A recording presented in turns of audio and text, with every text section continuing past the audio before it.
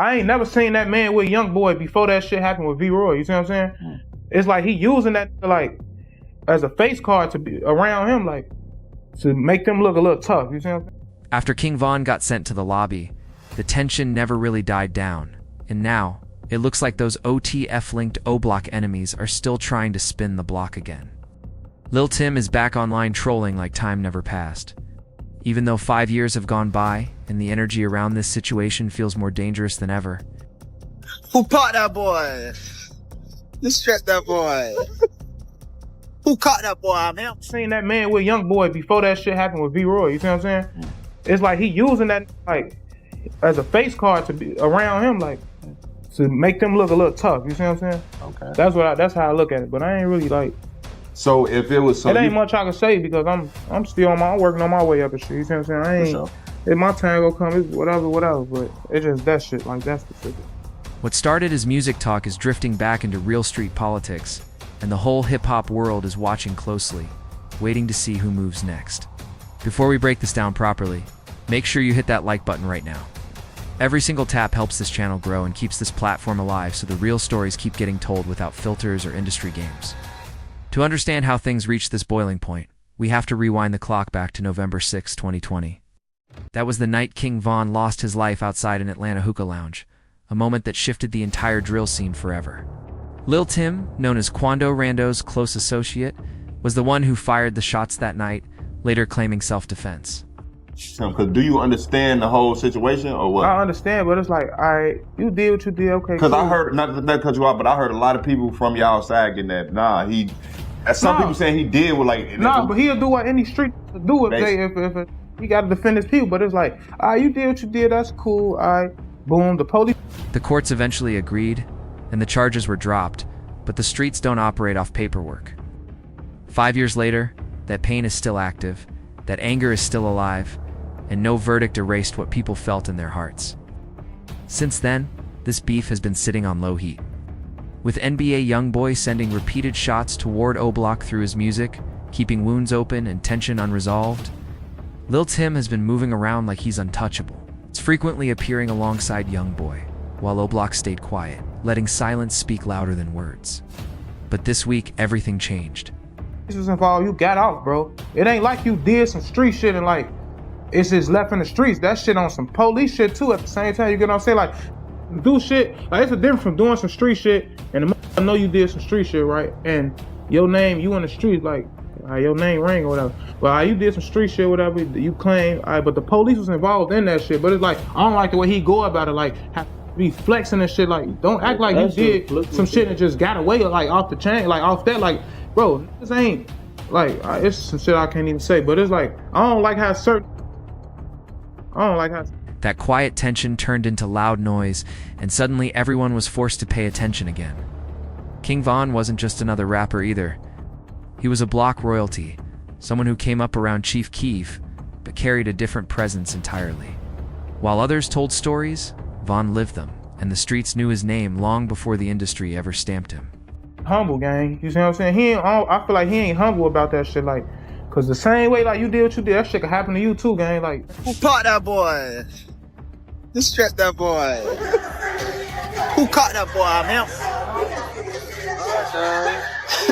You got on that plate, that's how it's smoking like that. When Von died, it wasn't just a loss of music, it was the loss of leadership.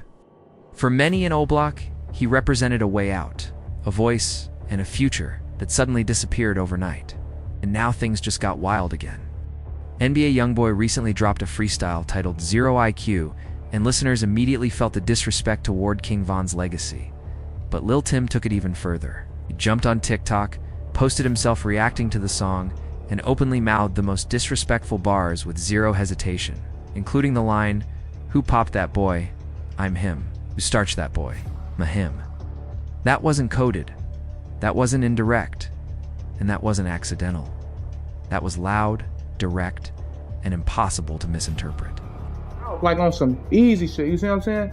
Okay. Bro, you got lucky, you did what you did, you defended you stood your ground, whatever. But it's like, it's just the way like had be playing out now, like all that on stage and okay, you tough, like yeah, gang, like I don't be liking that gang, cause bro was gangster. Close was a gangster. This is what I'm saying. He died again. ain't doing no like with shit like that, bro. It's like, bro, you got lucky, really, bro. Like, it ain't like you was on no you ain't finna face this man face to face. What really sent the internet into a frenzy was the timing. Lil Tim posted that video on November 6th, 2025, exactly 5 years to the day after King Von passed away. On top of that, the same date marked the passing of Lil Tim's grandfather, making the moment feel even heavier and more symbolic. Social media instantly connected the dots, and the reactions exploded everywhere. This hit different because it crossed a line.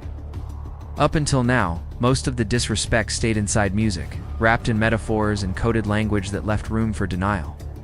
But this time, Lil Tim looked straight into the camera, repeated the bars word for word, and made sure everyone understood the message clearly.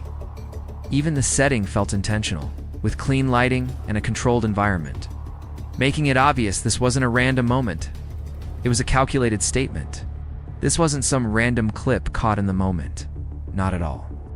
This was calculated content, carefully put together to grab attention and send maximum disrespect in one clean move.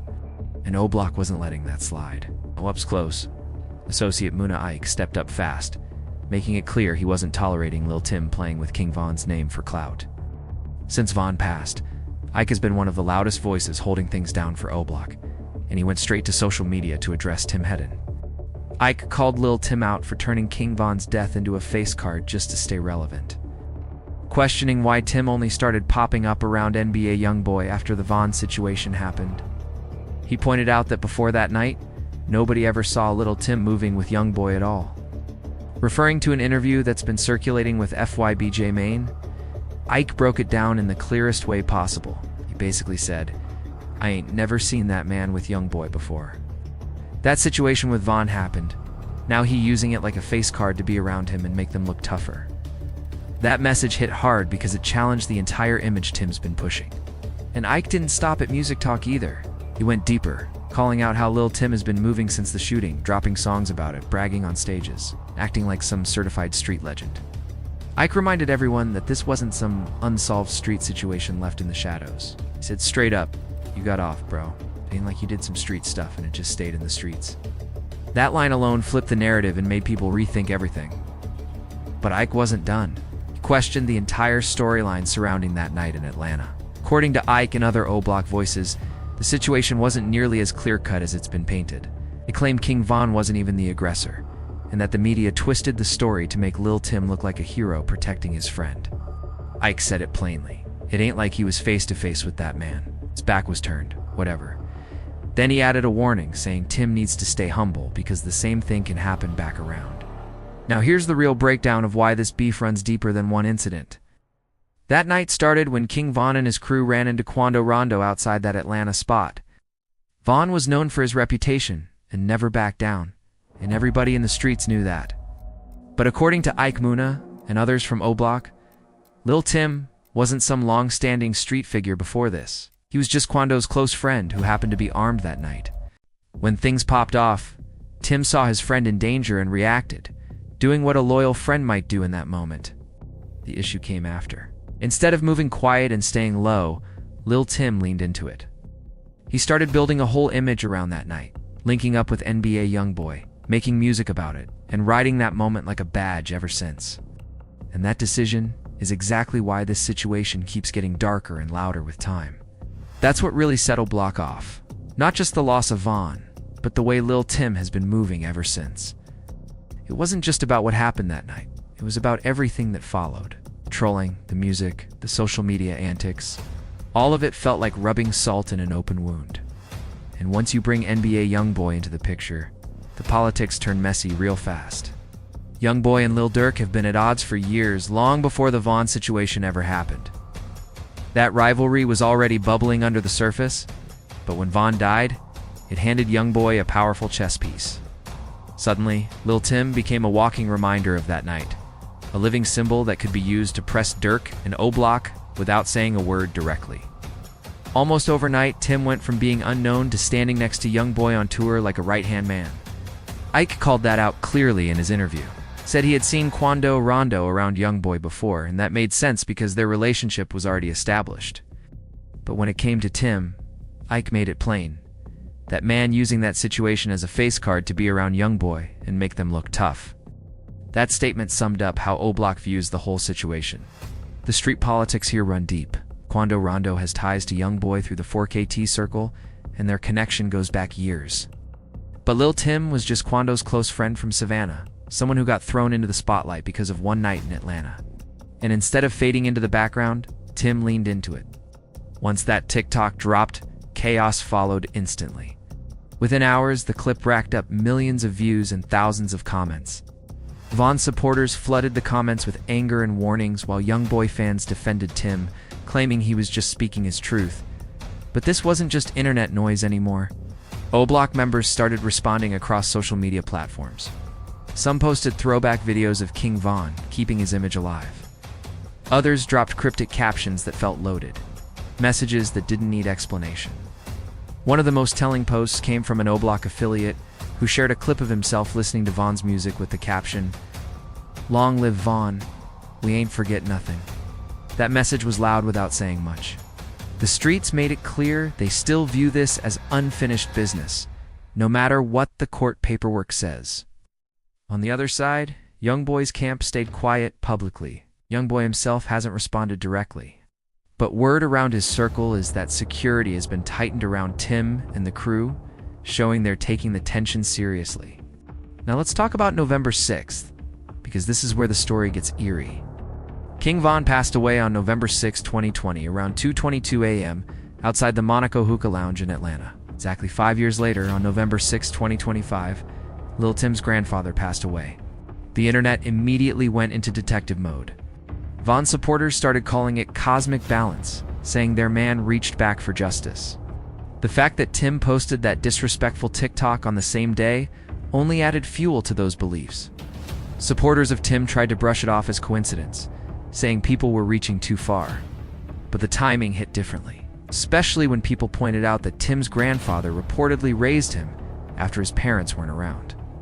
Losing the person who shaped him on the same date tied to Von's death had people talking about spiritual consequences and unfinished energy. And back in Chicago, the response has been fast and intense, with OBlock affiliates continuing to post cryptic messages that suggest this story is far from over. Those posts didn't feel like random messages either.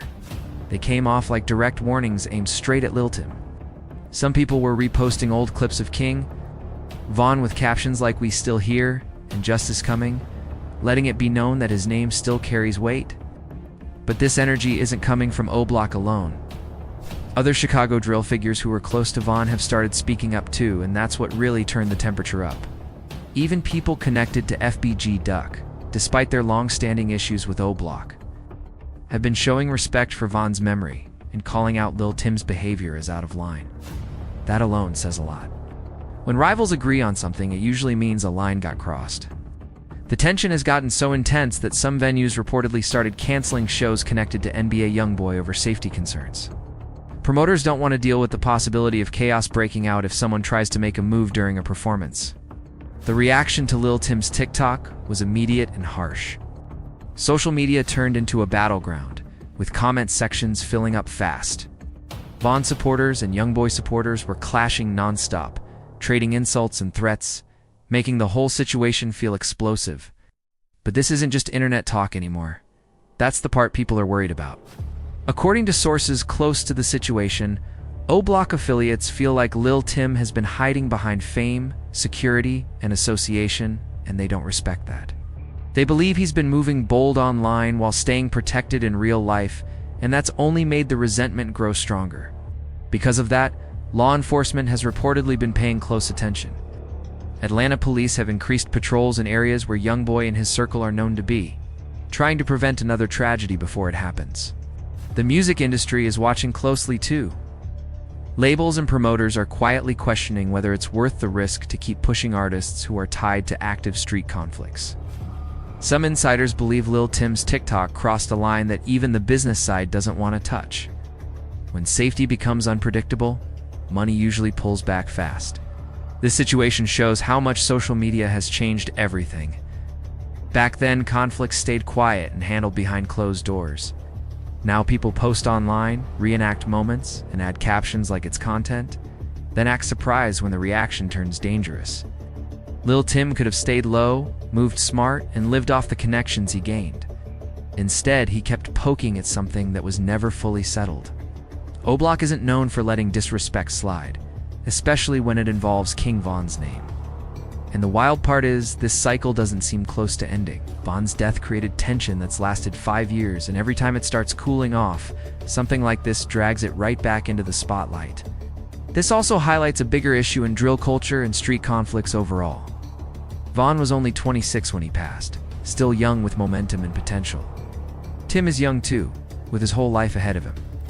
These situations show how fast talent and opportunity get overshadowed by pride, image, and unresolved beef. At its core, this entire situation is tragic. King Von was a gifted artist whose future could have gone a completely different direction. Lil Tim acted in defense of a friend that night, but now that moment follows him everywhere. And voices from OBlock feel obligated to defend the honor of someone they lost, no matter how much time passes. That November 6th connection might be coincidence, or it might just feel heavy because emotions are still raw. Either way, that TikTok shifted everything again. It made Lil Tim the center of attention in a situation that was never truly closed. And everyone knows OBlock isn't known for forgiving or forgetting. This tension has been building for years, and every post, every lyric, and every clip only adds pressure. The real question isn't whether this situation matters, it's how it ends. What's your take on this whole situation? Was Lil Tim wrong for posting that TikTok, or was he simply expressing himself? And what about that November 6th timing? Coincidence or something deeper? Drop your thoughts in the comments. Hit the like button if this breakdown helped put things into perspective. Subscribe for more Real Street updates, and turn on notifications so you don't miss what happens next. Stay sharp, stay safe, and keep it real.